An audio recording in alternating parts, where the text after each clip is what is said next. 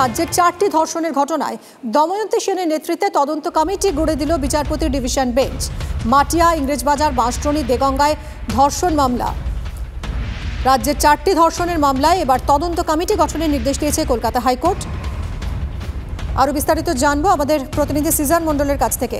Caesar, high court নির্দেশে ঠিক কি জানিয়েছে? দেখো, হাইকোর্টে পরিষ্কারভাবে জানানো হয়েছে যে মাটিয়া সহ যে 4টি ধর্ষণের ঘটনা, সেই ধর্ষণের ঘটনার তদন্তের দায়িত্ব দেওয়া হচ্ছে দময়ন্তী সেনকে। দময়ন্তী সেনের নেতৃত্বে এই তদন্ত হবে এবং সেক্ষেত্রে অবশ্যই কোথাও উল্লেখ করা হয়েছে যে দময়ন্তী সেন যেহেতু এই মুহূর্তে কলকাতা পুলিশের স্পেশাল কমিশনার পদে রয়েছেন এবং তার দায়িত্ব রয়েছে পুলিশ ইনস্টিটিউট পরিচালনার, সেক্ষেত্রে তিনি যদি রাজি হন তাহলে তিনি এই মামলার তদন্ত করবেন। অর্থাৎ কোথাও দময়ন্তী সেনের ওপর আজকে হাইকোর্ট কিন্তু ভরসা করেছে। প্রায় 10 বছর পরে এই ধর্ষণ মামলায় ফের দময়ন্তী সেনকে যেভাবে হাইকোর্ট ভরসা করলো সেটা কিন্তু আরেকটা বড় বিতর্ক উস্কে দিল। কারণ দময়ন্তী সেন যখন জয়েন্ট কমিশনার অফ পুলিশ ছিলেন, কলকাতা পুলিশের গোয়েন্দা প্রধান হিসেবে, সেই সময় 2012 ফেব্রুয়ারি মাসে পার্ক স্ট্রিট গণধর্ষণের ঘটনা ঘটে এবং সেই সময় পুলিশ কমিশনার ছিলেন আর.কে পাচনান্দা।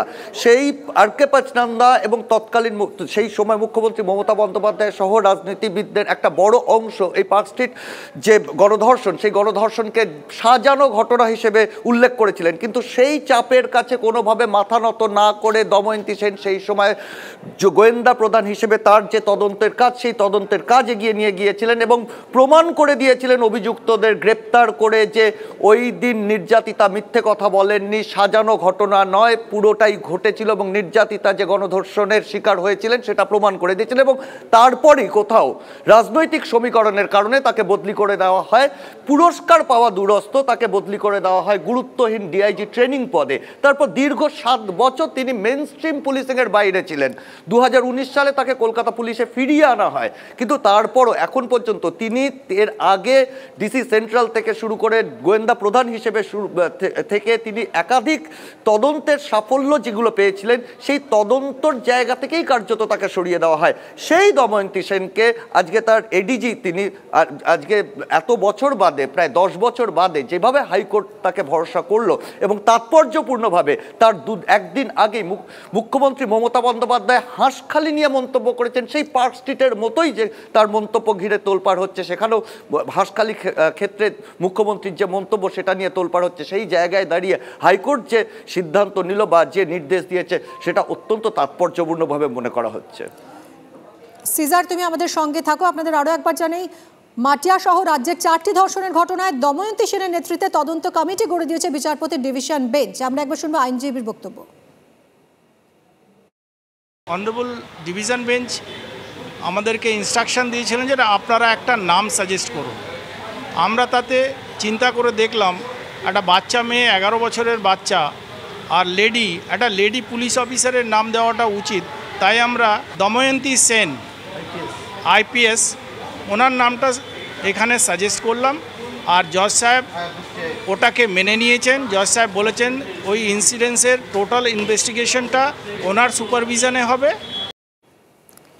সিজার মণ্ডল রয়েছেন আমাদের সঙ্গে, আমাদের প্রতিনিধি। সিজার, এই যে দময়ন্তী সেনের নেতৃত্বে তদন্ত কমিটি গড়ে দিল বিচারপতি ডিভিশন বেঞ্চ, এতে কোথাও কি রাজ্যের জন্য কিছুটা স্বস্তির? কারণ সিবিআই এর কাছে না পাঠিয়ে এই দায়িত্বটা দেওয়া হলো রাজ্যেরই একজন পুলিশ অফিসারকে। দেখো, স্বস্তি কি আদৌ? উল্টে কিন্তু কোথাও মনে করা হচ্ছে এটা অনেক বেশি অস্বস্তির কারণ দময়ন্তী সেন সেই আইপিএস অফিসার যিনি মুখ্যমন্ত্রীর বক্তব্যের সরাসরি বিরোধিতা করে প্রমাণ করে দিয়েছিলেন। মুখ্যমন্ত্রী যখন বলছেন সাজানো ঘটনা পার্ক স্ট্রিট গণধর্ষণের ক্ষেত্রে, সেখানে প্রমাণ করে দিয়েছিলেন যে মুখ্যমন্ত্রী বা তার তৎকালীন বস আর.কে পাচনান্দা যে মন্তব্য করেছিলেন বা যে রিপোর্ট দিয়েছিলেন নবান্নে, সেই রিপোর্ট ঠিক নয়। সেই জায়গায় দাঁড়িয়ে সেই দময়ন্তী সেনের নামটা আজকে আসা মানে কোথাও কিন্তু সেই বিতর্কটাই উস্কে দিল। অর্থাৎ এখানেও কিন্তু সেই 2 দিন আগেই হাঁসখালির ক্ষেত্রে মুখ্যমন্ত্রী এই ধরনেরই মন্তব্য করেছেন। তারপরেই যখন দময়ন্তী সেনকে দায়িত্ব দেওয়া হচ্ছে, সেক্ষেত্রে সেই বিতর্ক উস্কে দেওয়া হলো এবং সেক্ষেত্রে কিন্তু রাজ্য সরকার আরও বেশি অস্বস্তিতে পড়লো, এটাই কিন্তু মনে করা হচ্ছে। সিজার, অনেক ধন্যবাদ। আমরা একবার শুনবো বিজেপি রাজ্য সভাপতি সুকান্ত মজুমদারের প্রতিক্রিয়া।